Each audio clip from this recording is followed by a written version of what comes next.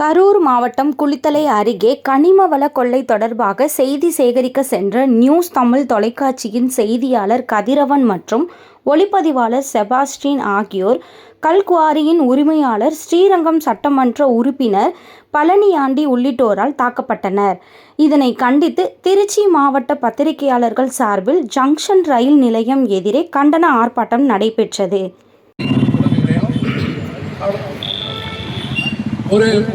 ஒரு இடத்துல ஒரு குற்ற சம்பவம் நடக்குதுன்னா அதை காவல்துறையை அழைக்காமல் நேரே சென்று தடுத்து நிறுத்தக்கூடிய அளவுக்கு சட்டம் நமக்கு உரிமைகளை கொடுத்திருக்கு. ஒரு இடத்துல ஒருத்தர் போனாங்கன்னு கேட்குறாங்க, இவங்க அந்த குவாரிக்குள்ளேயும் போகல, வெளியில் ஒரு இடத்துல நின்று அவங்க அந்த வீடியோவை பதிவு பண்ண முயற்சி பண்ணியிருக்கிறாங்க. கூட வந்த நபர்கள் யாரும் அப்படி இப்படிங்கிற கேள்வியை விட்டுட்டு போக வேண்டியதானே. சட்டவிரோதமான காரியங்களை செய்வது, அந்த சட்டவிரோதமான காரியங்களை செய்யும் பொருட்டு பெரும் பொருள் செலவு செய்து அரசியலில் ஆட்சி அதிகாரத்திற்கு வருவது, வந்த பின்னர் தான் செய்யக்கூடிய வருவதற்கான முயற்சி நடக்குமானால் அந்த முயற்சியை செய்பவர்களை அடிப்பது, உதைப்பது, விரட்டுவது, வெட்டுவது, கொலை செய்வது என்பது மலைகளையும் விற்று காசாக்கி கொண்டு உடல் வளர்க்கிற ஒரு கூட்டம் உழைத்து 20 பேர் 30 பேர் சேர்ந்து கொண்டு கதற கதற கெஞ்ச எதிர்ப்பு குரலே இல்லை. உன்னை நான் என்ன பண்றேன் பார் அப்படிங்கிற பேச்சே இல்லை. எதுவுமே இல்லாத, எதிர்ப்பு குறையிலே இல்லாத ஒத்தையா மாட்டிக்கிட்ட ஒரு 2 பேர் 3 பேரை, அதுவும் அவங்க தங்களுடைய பணியை செய்யத்தான் வந்தார்கள் சொல்றோம், அடையாளம் காட்டியிருக்கிறாங்க. இதற்கு காவல்துறையும் அங்கே வழக்கு பதிவு செய்யும் நேரத்தில் வந்து 2 பேர் குரியேசா சமூகவா கையை பிடிச்சிக்க எல்லாருக்கும் அறிந்த எல்லா விஷயங்களையும் ஓரளவுக்கு சட்ட நுணுக்கங்களை தெரிந்த என்ன நடக்கும் என்பதை தமிழக காவல்துறையை தன் கையிலே வைத்திருக்கக்கூடிய முதலமைச்சர் தான் சிந்தித்து பார்க்க வேண்டும். இதன் மீது நடவடிக்கை எடுக்க வேண்டும். அந்த ஸ்பாட்ல எம்எல்ஏ பழனியாண்டி இருந்திருக்கிறாரு, அவருடைய ஆட்கள் இருந்திருக்கிறாங்க, தாக்கி இருக்கிறாங்க, அதுக்கு பிறகு போயிருக்கிறாங்க. நான் விசாரித்து தெரிந்து கொண்ட வகையிலே சிசிடிவி காட்சிகளை போய் அழிச்சிருக்கிறாங்க. இது யாருக்கும் கொடுக்கக்கூடாதுன்னு சொல்லியிருக்கிறாங்க. ரைட்டு. காவல் நிலையம் என்பது அரசு அலுவலகம். அந்த அரசு அலுவலகத்திலே சிசிடிவி கட்டாயமாக ரெக்கார்டிங் பண்ணப்போது நீதிமன்ற உத்தரவுப்படி அங்கே காட்சிகள் பதிவு செய்யப்பட்டிருக்குது. அந்த காட்சி பதிவுகளிலே யார் யார் வந்தாங்க, இவங்களை யார் செய்தியாளர்களை தாக்கிய குண்டர்கள் மீது நடவடிக்கை எடு. தமிழக அரசே அதே வஞ்சிக்காதே, செய்தியாளர்களை வஞ்சிக்காதே. காவல்துறையை காட்சிகளை கைப்பற்று. கேமரா பதிவு காட்சிகளையும் கைப்பற்று. காவல்துறையே மறைக்காதே. செய்தியாளர்களை தாக்கிய பதிவான சிசிடிவி காட்சிகளை மறைக்காதே. காவல்துறையே நடவடிக்கை எடு.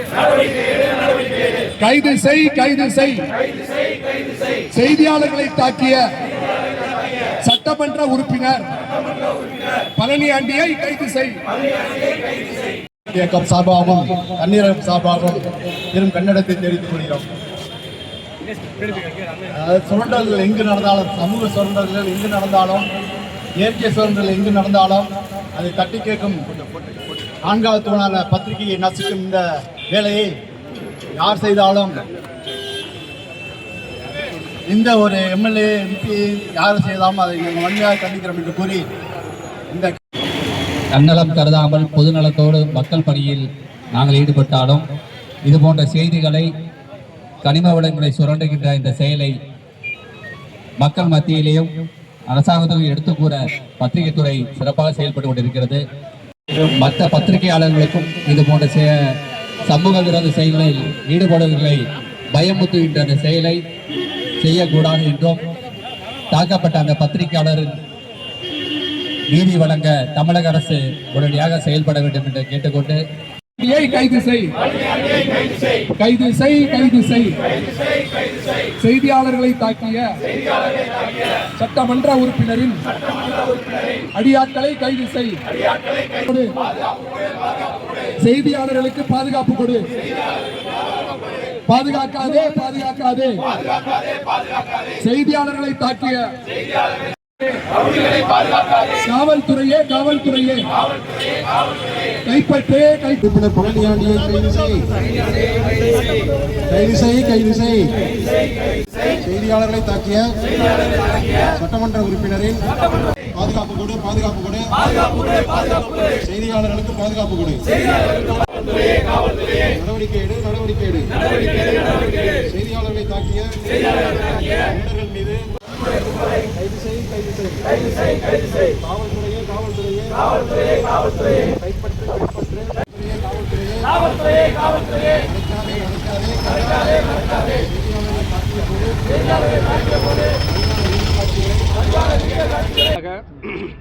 இந்த நம்முடைய திருச்சி ஸ்ரீரங்கம் சட்டமன்ற உறுப்பினர் பழனியாண்டியின் பொறுப்பிலே அவரது சார்பில் நடத்தப்படுகிற அந்த சிவாயம் குளித்தலை பகுதியில் உள்ள குவாரிக்கு செய்தி எடுக்க போன 7 கிலோமீட்டர் தொலைவிலிருந்து அந்த ட்ரோன் கேமரா இயக்கி பதிவு செய்ய முயற்சி செய்து கொண்டிருந்த போதே அவர்களை தேடி வந்து தாக்குதல் நடத்திய பழனியாண்டி மற்றும் அவரது மகன் தம்பி அவருடைய அடியாட்கள் கும்பல் மீது நடவடிக்கை எடுக்க வேண்டும் என்று இந்த ஆர்ப்பாட்டத்தை நடத்தியிருக்கிறோம். கடந்த சில நாட்களாக சமூக வலைத்தளங்களிலே அந்த செய்தியாளர் கதிரவன், அந்த செபாஸ்டின் அவங்க அந்த தாக்குதலின் போது கதறி அழுகிற, கெஞ்சுகிற, அண்ணேன்னு கெஞ்சுகிற, ஈனசுவரத்தில் முக்கி முனகிற அந்த காட்சி குரல் பதிவை கேட்டு தமிழகத்தில் இருக்கக்கூடிய பெரும்பான்மை மக்கள் மிகுந்த வேதனையில் இருக்காங்க. அவருடன் பணியாற்றக்கூடிய நாம் எல்லாம் ரொம்ப ஒரு துடிச்சு போய் ஒரு செய்தியாளனுக்கு 4 இடத்துக்கு போய் வந்து 4 பேரை தெரிஞ்சு வச்சிருக்கிறவனுக்கே ஒருத்தனுக்கு இந்த நிலைமைன்னா சாதாரண பொதுமக்கள் இதை வெளியில சொல்ல முடியாத குரலற்ற மக்களுக்கு இந்த ஆட்சியில் என்ன பாதுகாப்பு என்கிற அச்சத்தோடு இருக்கிறோம்.